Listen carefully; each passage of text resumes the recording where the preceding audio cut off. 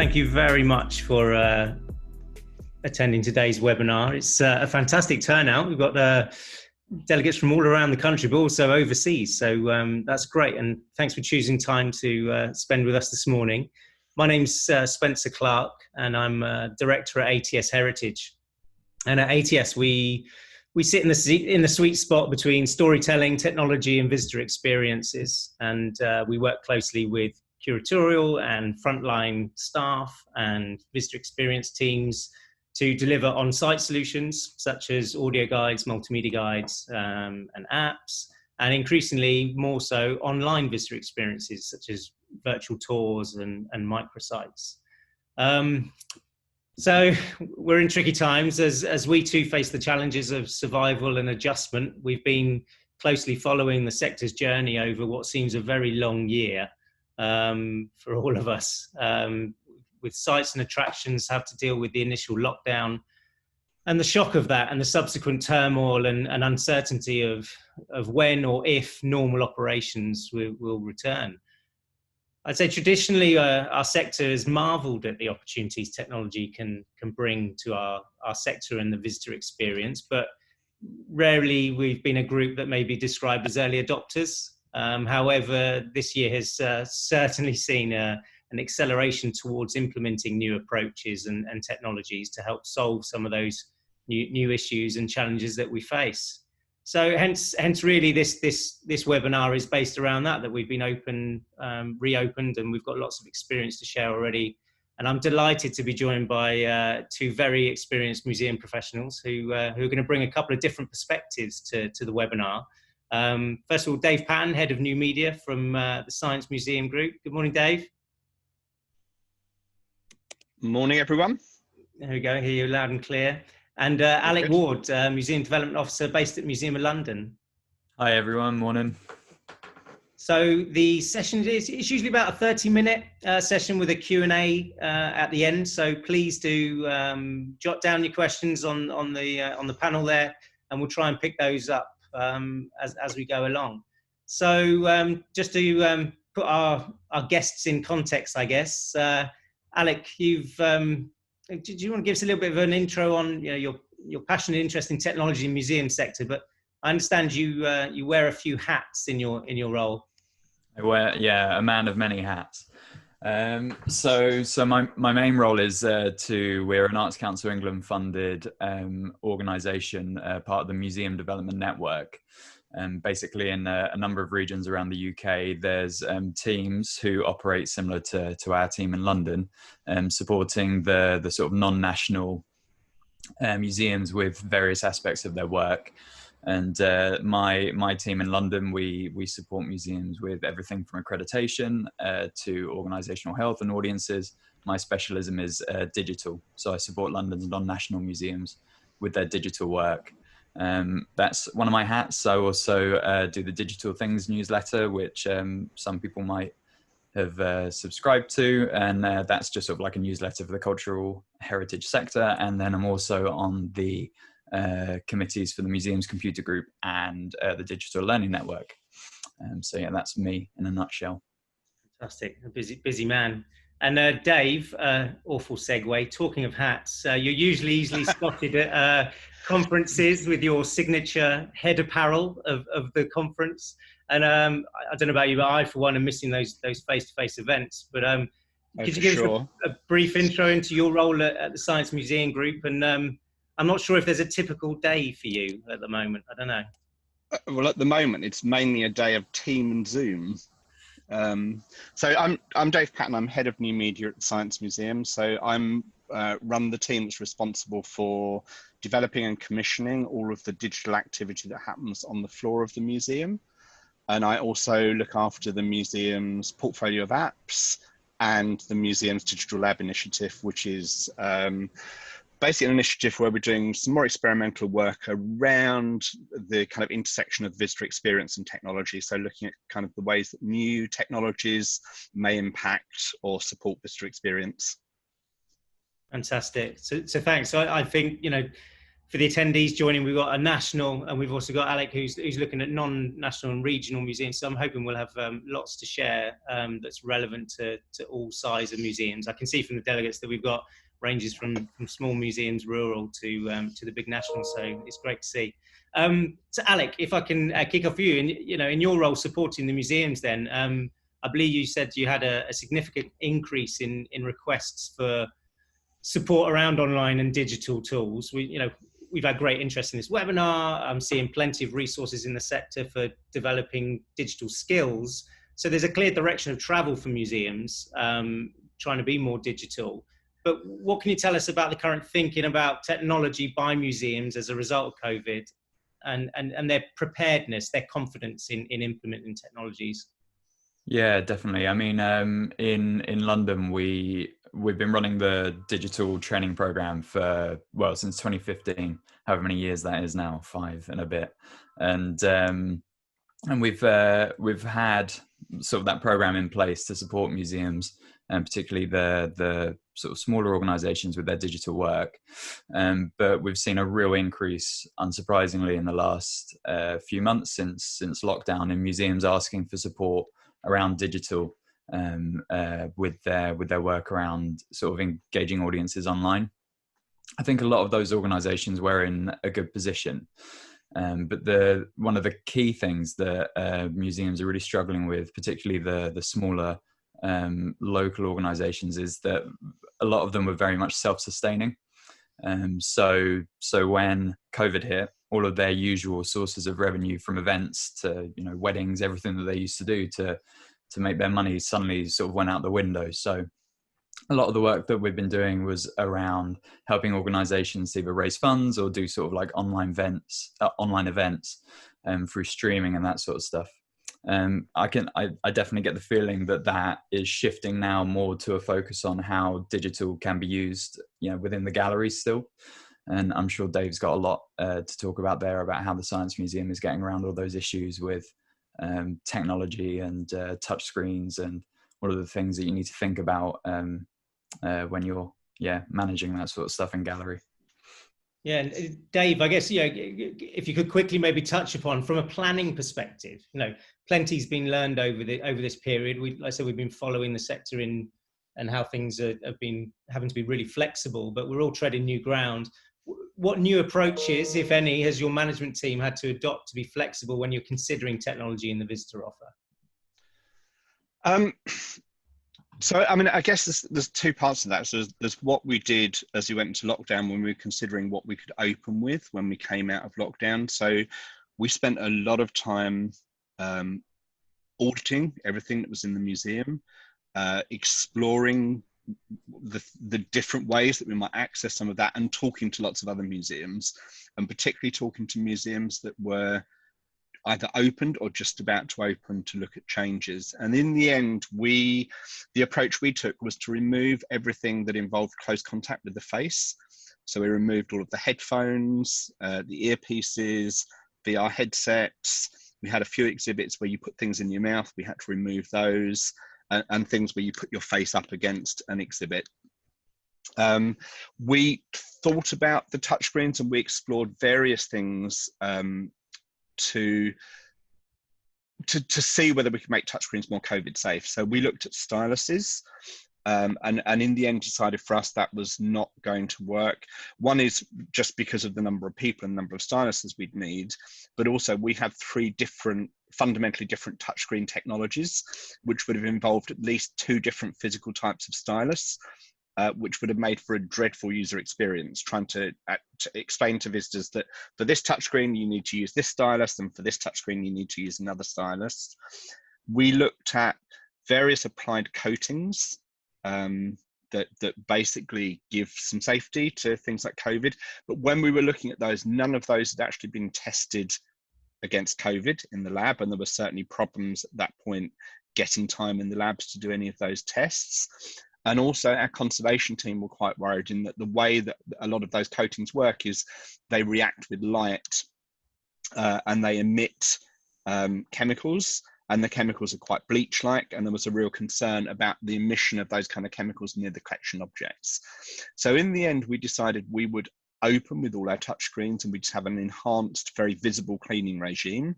So the cleaning doesn't happen when the visitors have gone, it happens all the time, and you see cleaners in the museum, and lots of hand sanitizer stations, and lots of messaging to wash your hands regularly and clean your hands. And we did at one point consider not running the touchscreens, or just trying to convert some of the media to linear media. But in conversations with other museums that had turned off touchscreens, that didn't seem to solve the problem, and that visitors still touch the screens in the expectation they might magically come to life. And it's quite a museum thing that if people see a screen, they touch it. It's almost an automatic response. So having the screens off and having no content, but people still touching them, actually felt like an even worse solution, that you were at risk with no no actual benefit. Yeah. So we opened with the touchscreens, but as I say, with a much enhanced program of cleaning. Yeah. Going forward, we're exploring other ways of interacting with that content, so touch-free ways. But I think we really, until we have detailed research around changes in visitor behaviour and whether these are permanent or transitory, and also how well people react to touchless interfaces, they're not as intuitive as touchscreens, we won't make that jump. But what we are looking at is abstracting the interface from the content, so making it much easier during with the software development to be able to swap the interface, so to allow an exhibit to work with the touch screen and to work, for instance, with a gesture-based control system. Yeah. So that we have options going forward. And yeah, we've got projects that are still running. Everything didn't stop when we went into lockdown, so we're developing exhibits now, and we kind of don't know what the answers for those are. So we've got to kind of do things where we've got some options going forward, that if we really do need to steer away from touchscreens, we have an acceptable way of doing that. Yeah, that's really interesting. I wouldn't mind touching on that in a bit later, is around visitor behaviours and what we're learning from that. And actually, that's a really interesting part of the whole thing, I think, at the moment, is where we're learning so quickly. So, we had the challenge of reopening safely in around July for most museums. I think most of the sector was kind of then. Alec, I'm looking at the pre-visit. This has been an increased part of the visitor experience now, is pre-visit. What sort of technologies are you seeing being adopted at this stage, and why are they, what's the importance of that for museums at the moment? Yeah, there's particularly in smaller organizations, there's been some really good examples of some of the stuff that organizations have done for that sort of like before the visit. I think a lot of it, particularly for organizations that have smaller budgets, a lot of it revolves around free to use platforms like social media, but also control over their website.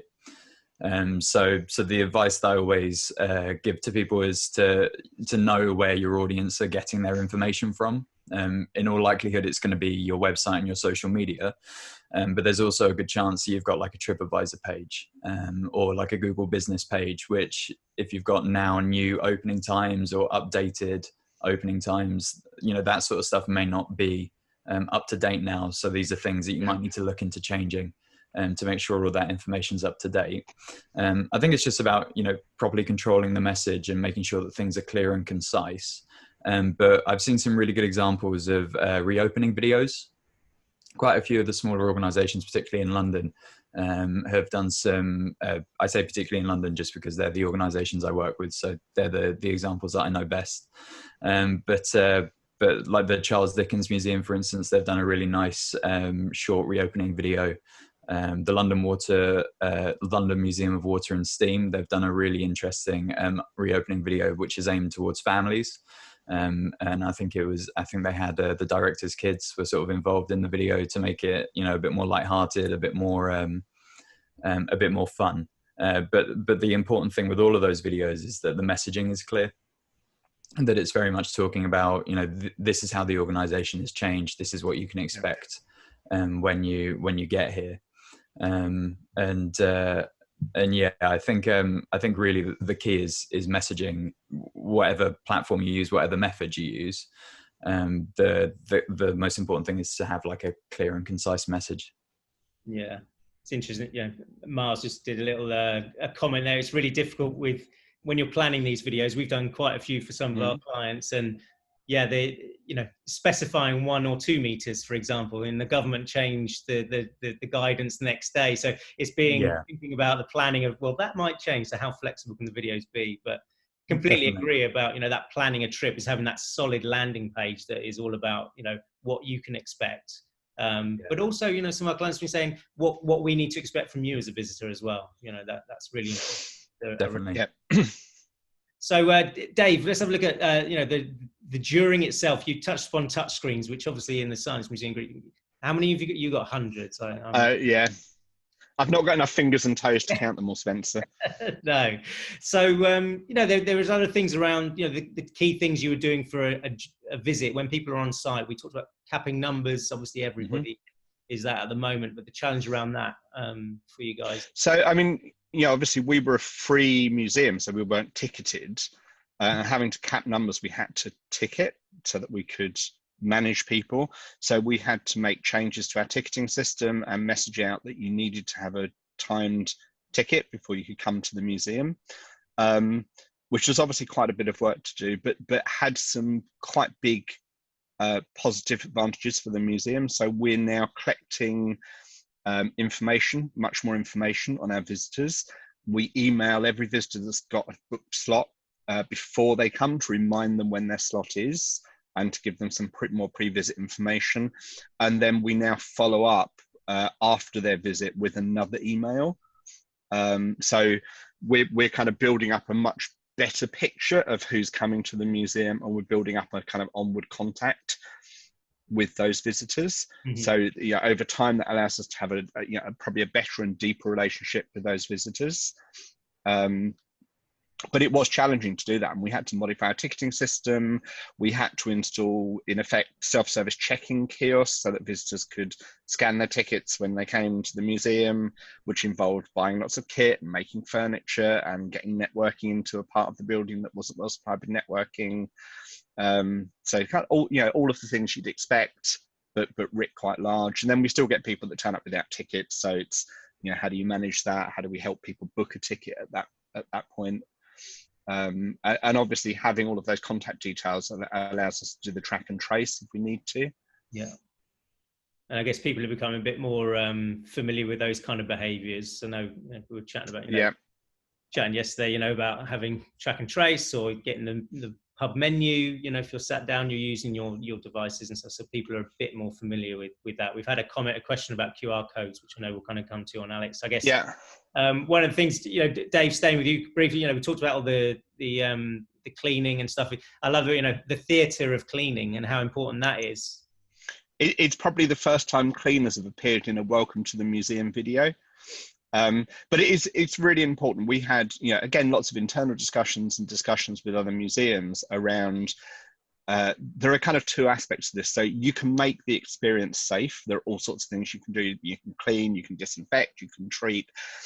But actually, if the public don't perceive it as being safe, you haven't done the job. So you have to deal with that public perception. You have to convince the public that you have made it safe. And part of that is they want to visibly see the safety measures happening. So they want to see those hand sanitizers. They want to see cleaners walking around. They want to see socially distanced markings. So making all of that very, very visible in the way that museums usually hide that all away. And that's kind of, the cleaning happens when the visitors have gone, or the kind of deep cleaning meant a kind of change. And it is almost, the cleaning becomes a theatre piece. It's very important that the public see that, because it builds their confidence in, being in the museum. Yeah. And I guess that, that was an established technology that you relied on across the group. And again, just looking at the behaviors, visitors are still, regardless if it's a touchscreen or not a touchscreen, they're still wanting to touch it. So and this goes back years, Spencer. I mean, when we first put touchscreens in the, I guess in the mid 1980s, and we first started putting touchscreens in, almost overnight, we had a massive problem we'd not expected, that we put some touchscreens in. Visitors found them very intuitive, and then they touched every screen in the museum. And at that point, quite often, if it was a video screen, it just sat on a shelf with nothing behind it. So they touched the video screen and just knocked the screen off the shelf. So there was a big program of technicians running around, making sure everything was secured, that it couldn't be pushed off its mounting. And it is, if you watch visitor behavior, if they see a screen, they will touch it in the expectation it will do something. And even if the screen is, appears to be off, they touch it, assuming it will come back on. Yeah. And quite often, if it doesn't, they'll touch it again even harder. Yeah. So yeah, it's become a very natural behavior in museums. Yeah. There are all sorts of other ways that you might interact with content, but there aren't commonly agreed ways of doing that. So there are lots of gesture-based systems, but there isn't a common language of gestural control, and it can feel slightly odd, just sort of waving your arms about in the air, and particularly if it's not a gesture-based system and nothing happens, you feel kind of pretty foolish. But even if something does happen, it's not always obvious what the gestures are that you need to do the things that you want to happen. So, there are various groups looking at those kind of gestures. IDEM in New Mexico have done some really interesting work, and they got a National Science Foundation grant, and they built a pod that you can put in front of a screen, which has a gesture controller on it, and it has a user interface that responds to movement in front of that and highlights the kind of behaviors they want. There was a really interesting article, I think it was earlier this week, from Blue Cadet, who are a US-based agency, who were looking at gesture control, and the approach they'd taken was they were looking at gestures that people make already and how you might leverage those into a museum experience. So some really interesting ones. So if you want to get closer to something, you can imagine you're looking through binoculars and you just do that, and that would zoom in, and they built some prototypes of things doing that. But also began to think about the issues around gesture control and accessibility, that some people who don't have good motor skills, those things can be very inaccessible. So how do you build an accessibility layer into those kind of experiences? Yeah, no, I think that's really important. I know, we touched on Alec. I know just the pre-visit, we were talking about how actually being used for planning for people with, accessible issues as well. With it's that planning is really important. So you can use virtual tours and things like that to do that.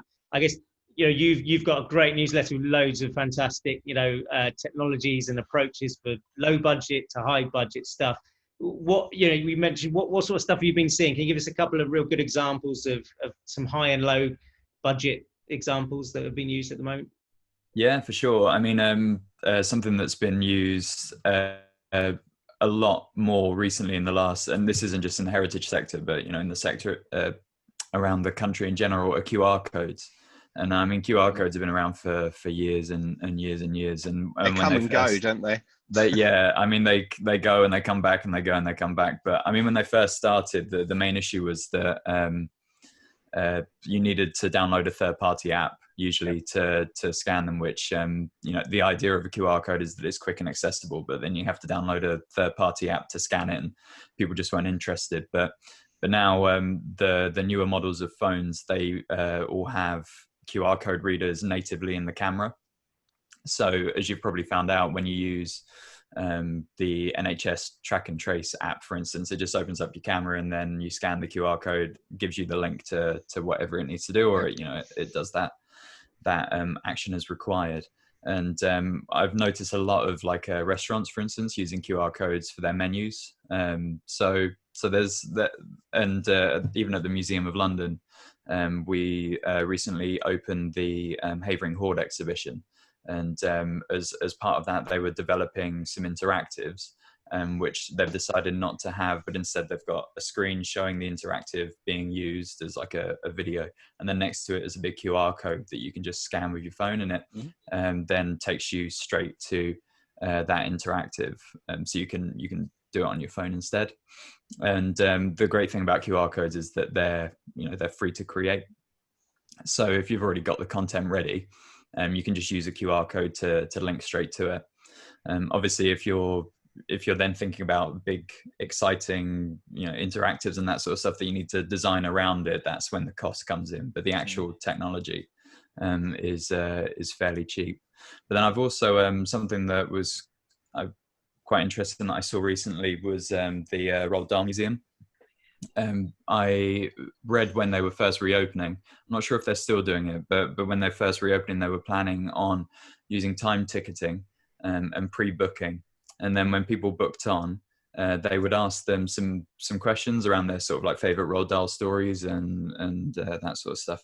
And then they would use their in-gallery screens, and they would tailor the content that would be on the screens so that it was more specific for those visitors, and which I thought was a really interesting way of adding a sort of like extra layer. They can't have as many people in, obviously, because of social distancing, but they can make the experience for those who can come a bit more interesting and a bit more tailored. Another thing that I saw recently was the box in Plymouth. They've just received I think like 20 or 30,000 from the Art Fund through their Reimagine and something grants, and they're going to be developing some sort of pen stylus to help people safely interact with exhibitions and develop some digital assets. It sounds kind of similar to the Cooper Hewitt Smithsonian pen idea, which some people might have heard of, and I thought that sounded quite interesting. So definitely something worth keeping an eye on and seeing what happens there. We did a webinar with Epic Ireland, and with the touchscreens, they were using styluses, styli, and they tend to end up being a souvenir that people wanted to take home with them, and obviously you can use them for your own iPads, tablets, and things like that. So it's kind of interesting where it's a souvenir, but it's practical in a museum, and then could be taken home. I thought that was really good. I thought that was interesting what Dave was mentioning about it's the sort of scale of costs, isn't it? For smaller organizations, those sort of like, big interactives are probably out of their budget. But there are lots of things that they can do on a cheaper scale. But then for the Science Museum, because of the number of visitors that they're having, being able to produce and give out free styluses to everyone just isn't realistic either. So there's lots of barriers. It's kind of twofold. One is, if you need to give out 3.2 or 3.4 million styluses a year, there's a huge cost. Yeah. But also from a kind of environmental and sustainability perspective, it's kind of not great. And it's, it would be likely quite a lot of those would end up as litter. So it's not a great thing to be doing if you're doing it in large numbers. Yeah. Alec, I remember you were talking to me when we were talking about interfaces there with Dave as well. It triggered on you. You were talking about interfaces, foot pedals. Foot pedals, yeah. So that was again something that the museum, in the Havering Hoard exhibition, we've got some really high quality images of some of the finds from the hoard, and they've got like a small screen that gives you some really detailed close up imagery of the finds, and then you can basically just flick through them using a foot pedal. And obviously that's something that is potentially attainable for smaller organizations. If you fancy a little bit of coding using like a Raspberry Pi or whatever, then it's definitely something that you could do yourself, linking up to a screen, even with PowerPoint, just going through slides. Again, there's lots of options, but the biggest barrier is always not always cost. It can always usually be time. The time it takes to learn these skills and do these sorts of things. The other thing for that, Alex, is the Microsoft have that great universal controller, which basically just gives you hookups to all of the control points on an Xbox controller, so you can put any kind of switch or interface device on it. So it's been developed as an accessibility option, but actually it's a great thing for museums who don't have kind of much technical in-house experience to be able to put together things really, really easily. Definitely. And there's always guides and tutorials out there available. YouTube is your best friend when it comes to that sort of stuff. So we're talking a lot of on-site stuff. I'm conscious of time, but I just wanted to put a little poll out there to the attendees here. Is we're doing a lot of on-site experience. We're seeing a lot of off-site and digital, and obviously, Alec, you were talking about more demand coming in for on-site, online experiences. Yeah. I just wanted to ask you, what are your plans? Do you plan to invest in an off-site and online visitor offer? So I'll just put that poll out there for a few seconds. If our attendees wouldn't mind just giving us an answer to that, it'd be really interesting to see where they kind of sit. I'm just seeing a blend, a more move towards, I don't know if you are as well, Alec, Yeah, I think that's a really interesting point. And it was something that I did want to mention, was that a lot of museums, particularly those that didn't necessarily have a large digital audience before COVID, have spent a lot of time and energy in doing these online events and building these online digital audiences. The last thing you want to do is, now that you can reopen, forget that audience and just focus all of your content about, come see us, come visit us, come visit us, because those online audiences are important.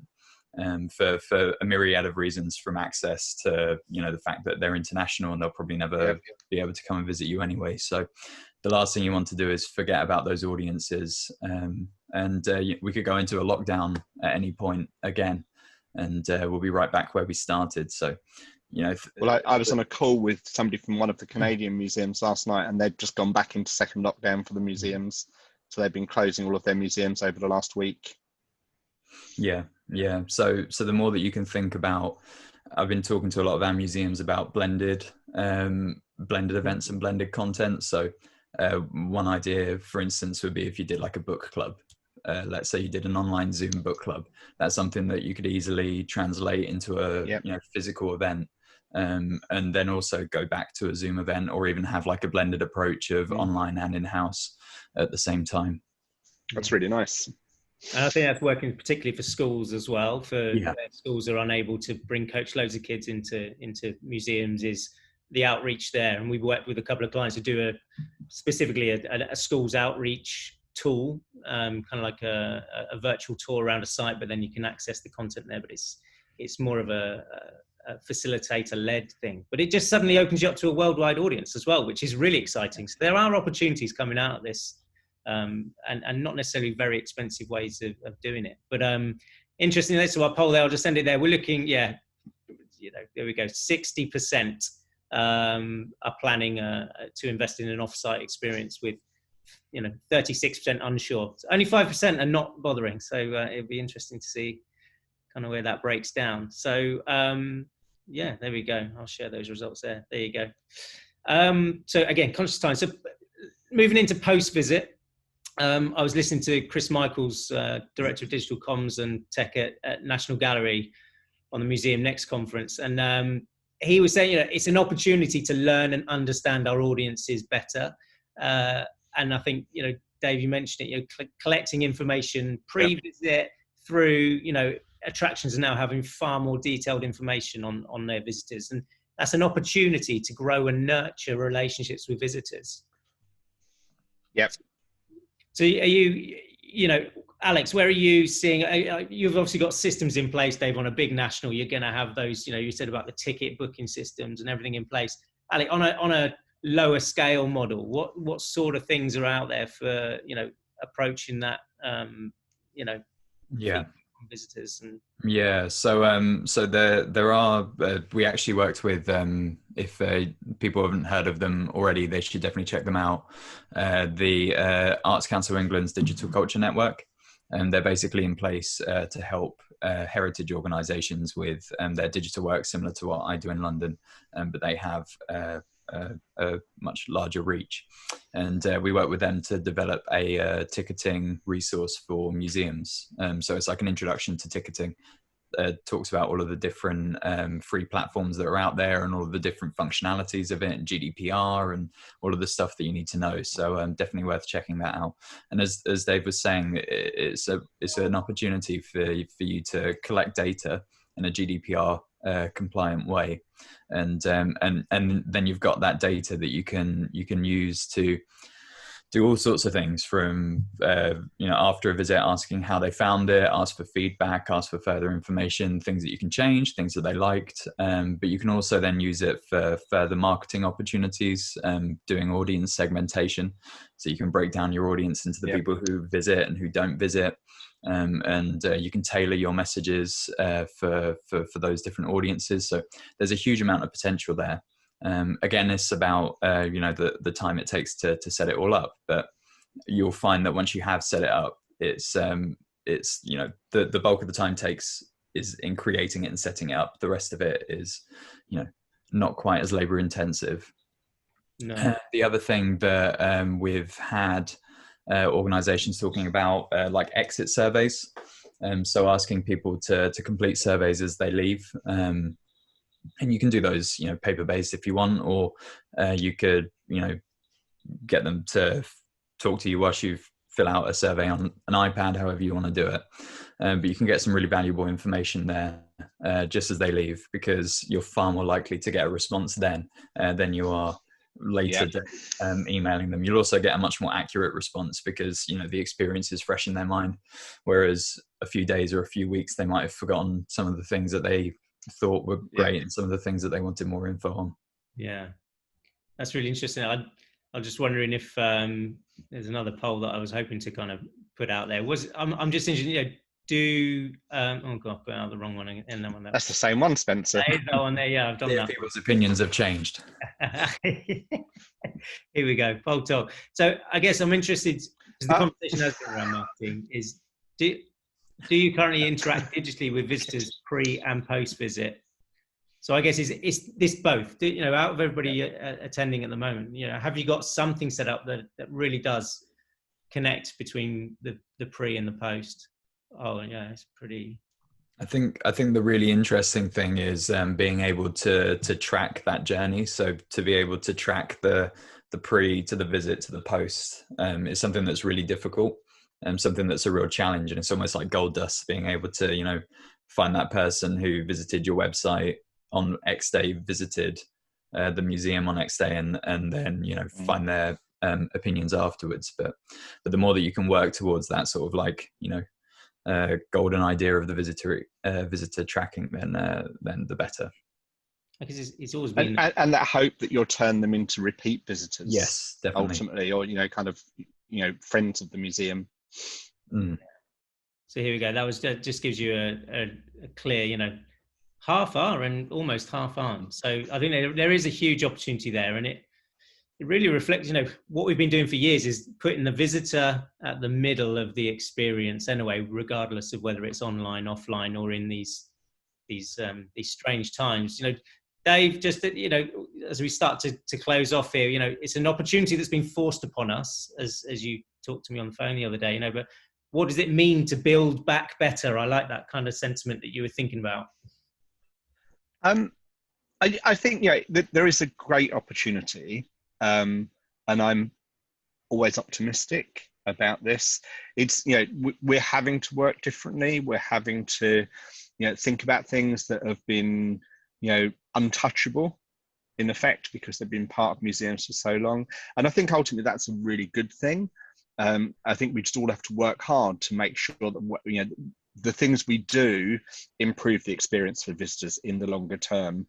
I think sadly it's going to be it's going to be a tricky few years, and we're certainly seeing that across the field, that organizations are slimming down, and visitor numbers are not going to get back to their pre-pandemic levels for a considerable amount of time, and we're likely to go through further periods of lockdown, which could be really challenging for museums.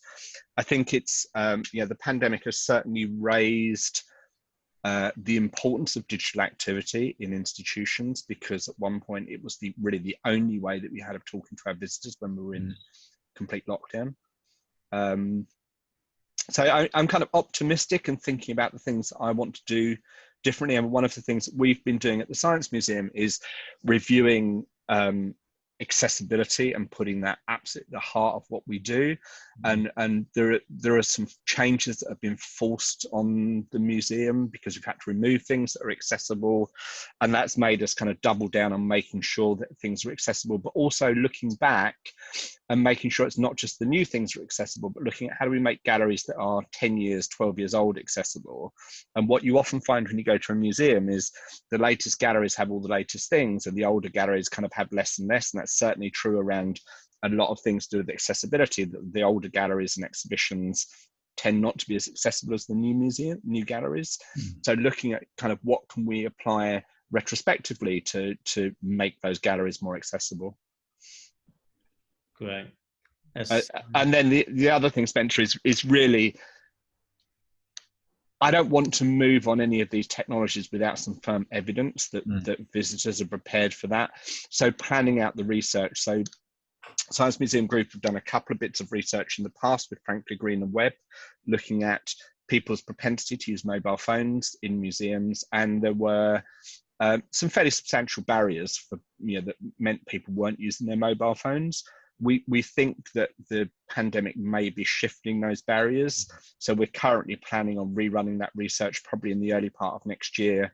And we're in discussions around the kind of shape of that research and the questions that we want to ask and the new questions we want to include. So there are certainly things in there that we're kind of interested in, how much more likely people are to use QR codes, because they do seem to have been shifted up in the public perception.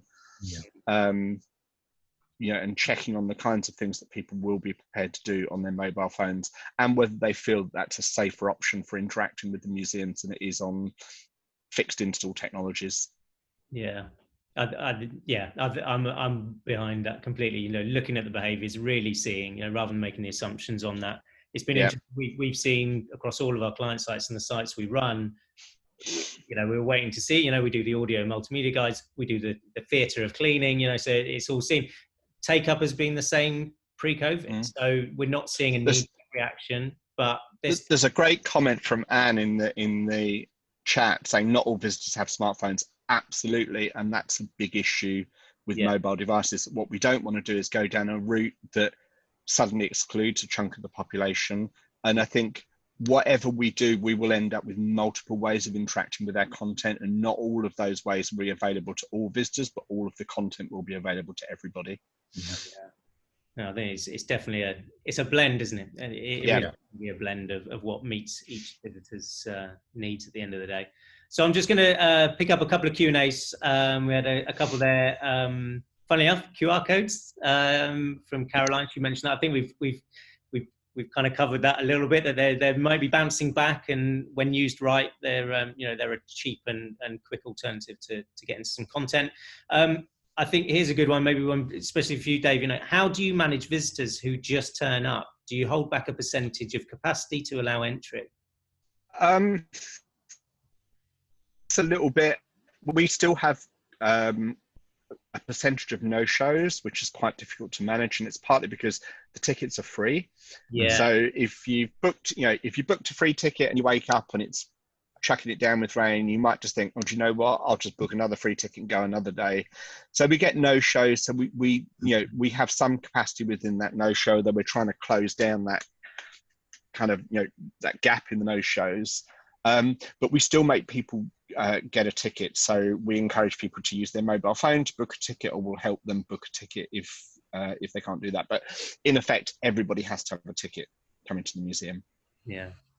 So even if you turn up, if there are tickets available, we'll help you get one, but you need a ticket.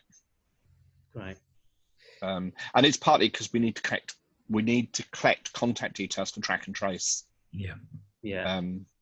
But it was certainly, there were some issues when we're a group of museums, and we reopened the museums with a kind of staggered program, and there were certainly some issues in York when they first reopened. People were turning up, and they were just basically giving them tickets, and that became quite confusing. And we had a little sort of pause on that, because we were then worried that people would just turn up, get a ticket without having to kind of book online or anything, and then they just tell all their friends, oh, don't worry, you don't really need to book a ticket, you can just turn up. And at some point that wouldn't work, and then you got people turning up. So my friend came yesterday and they didn't book a ticket, and I don't see why I can't come in. So I think being consistent on the message that you send out to people, but obviously supporting wherever you can those people who do turn up, but making sure there's a process in place to deal with that is really important. Cool. So there's a lot of back-end technology that we've kind of touched upon as well. So there's a lot to consider across, like I said, from the start to finish. But look, we've scratched the surface, I think, but we've used up plenty of our time. Alec, Dave, thanks ever so much for your time. It's been great to hear your examples and sharing some knowledge, which I know the sector do really value as well. I'm seeing a lot of this knowledge sharing stuff, so it seems to be adding a lot of value. So thank you, and enjoyed it. Thank you, Spencer. Yeah, so thank you to all the attendees for attending today. It's been great. We'll be putting this out. We'll have a blog summary, and we'll put on some extra links to especially some of the stuff Alec was talking about, some of the digital skills resources and things like that. So we'll put that out there. So I've been Spencer Clark, and until next time, stay safe and well, and bye for now.